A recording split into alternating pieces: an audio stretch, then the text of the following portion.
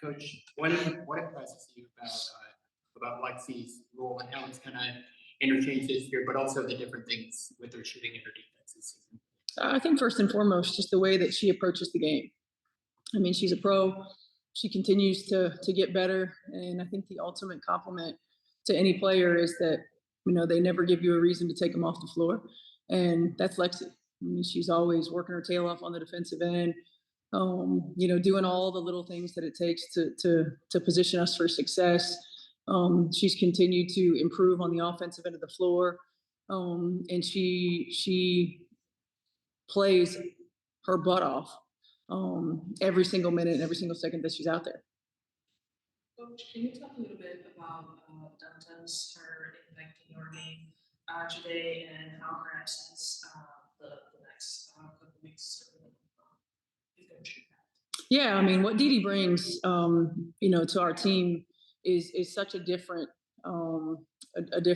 viewpoint than AB. Certainly, her ability to stretch the floor, to use her in a pick and pop, to defend, multiple looks. She's experienced. And she can play inside, outside. We're going to miss using her as a complement to AB. Because it does give opponents such a different look. We're going to miss, her. She leads by example. She doesn't make a lot of mistakes. She goes out there and she continues to make big shots for us and make impacts for us. And so we're going to miss her. Certainly supportive of her opportunity that's in front of her. And I think having a veteran like Dee on a young team for Brazil is going to give her a great opportunity to grow from a leadership standpoint as well. And we'll wish her the best.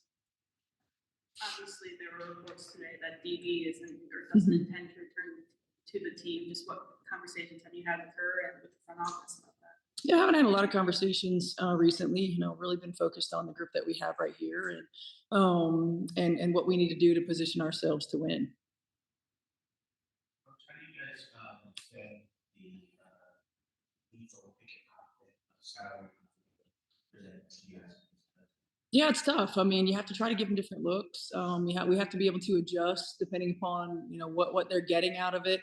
Our point of attack in ball screen defense has to be elite, and it's got to be consistent. Those are two not just elite players, but two veterans who understand how to make adjustments, who understand how to read one another. They're surrounded by players who do a really good job of reading them as well. They're dangerous. And so, we know that it's going to be tough to stop it. So we just have to make it as difficult as possible. Piggybacking on the problems that Seattle has or causes, they always seem to create a size advantage with the addition of Dominique.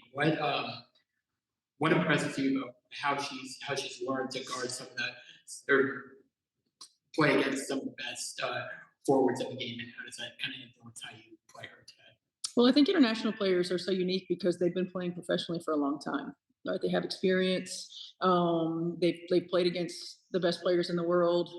They played against the best players, professional players in their youth leagues as well. And so they're almost like veterans in that sense. And when you come to the W, while the look might be different, you've been playing against elite players your whole life, so there's no fear factor. She's incredibly skilled. I think the one thing is probably the strength aspect of it because she is still young. But I mean, she's a problem. She's a problem, and we've got to make sure that we make things difficult for her when she comes in the game as well. Thank you.